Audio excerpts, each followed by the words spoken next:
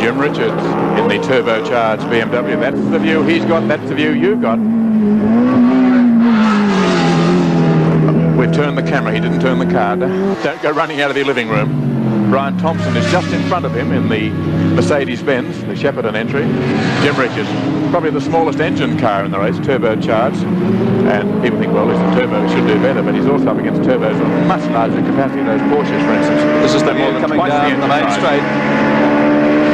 Brian Thompson has that Mercedes crash today. He's really got it going. There's a puff of brake smoke from the white car just in front there. He goes inside the Mercedes, as does Jim Richards. Thompson went a bit wide there. That's his other BMW. That's Briggs in front, yes. John Briggs, the South Australian driver in the other BMW. Jim must have had trouble early on to be so far back in the field. His practice time was quicker, but he certainly was delayed early in the race to be back with Thompson and Briggs. Now he has Briggs to get by. His old car. Nelson Piquet, there's Jim Richards still battling his way up through the field. Alan then retired, had a year out of it, came back and ran in the Porsche 935 last year for Alan Hamilton, won every race in Australia, ran a couple of events earlier this year for the Arrows team, and almost certainly will go back into Formula 1 next year, but needs a good result today in the Australian Grand Prix. He'll certainly get a good result though in this race, I'd say, because he's clearing out. Jim Richards in the meantime struggling very hard to make up ground. That's the view from inside his car, left-hand drive car. We just turn the camera a little bit. You can see what revs he's doing and watch the instruments, the turbo boost. He's got to watch that while he's watching the road, changing gear, doing the other things to keep a driver busy. You can see how his hands are working. He's a busy fella. The racing driver does earn his money. And we continue with this great scrap with Rusty French in the Porsche and Jim Richards in the JPS Turbo BMW.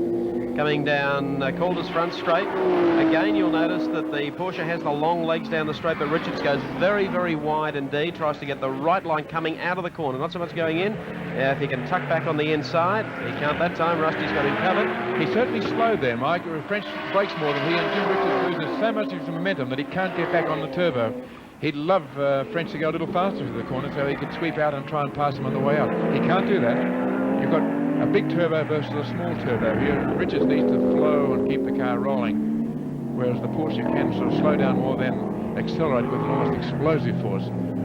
But Richards is close now. Let's see whether he can just hang on to the tail. No, look at the way the Porsche pulls away. And that must 2 laps to go. Must cause Richards some despair, but again he takes the wide line. Because if he can just get his fast sweep through here, he can get him on the small straight. Now, look how fast he goes here. Trying the outside line now. He won't get by, I don't think, but he's side by side with French. Now he might. If French just gives him room, they touch. French accelerates away again, and Richards has to pull in behind him again. He may make a move, depends where French gives him room. Richards on the outside. He can't get by there, but he get a good line through this corner, and he is very fast through the S's. Let's see what Richards can do. So he's straight through. Shot through like a stone from a slingshot. Brilliant driving by Jim Richards there. And now Rusty French has to do it and may well do it. They have only 1 lap to go after this. Rusty was under a little bit of pressure there. Now let's watch him down the straight, see whether the Porsche can in fact outgun the BMW down the straight. We haven't seen the BMW in front before, but Richards is holding it. He got the fast line through the corner that he wanted. French is catching him, goes on the inside. Whether he can get through the corner, though, it remains to be seen. He's in front now. Will he hold the corner? Richards goes behind, puts his nose right under the bar, goes on the gravel again on the inside, takes him, accelerates away. French got an attack of the fright then, saying, where the devil did you come from? Gathers the car together. Don't think Rusty's ready for all this yet, and there's part of the spoilers come off the Porsche. Oh, and he's gone into the... Talking of things that have come off, there's a great cloud of smoke there. Is it Rusty French in there, or is it Jim Richards? It's Rusty French. And Richards on his own then will be seeing this view down the straight. Here he comes, the two tangled in the dust, and it's Jim Richards who emerges the winner of this frantic sports sedan challenge, or GT challenge, and it's Richards first. I don't know whether... No, Rob Jolly comes over in the Commodore. We didn't see much of him. He comes across elements of the race. Here's Jim Richards. Look, there he goes. Now, that's something we just missed there from the angle we're showing. He had a spin right behind as he braked, lost the car, went off the back, tore the tail off when he touched it on the fence.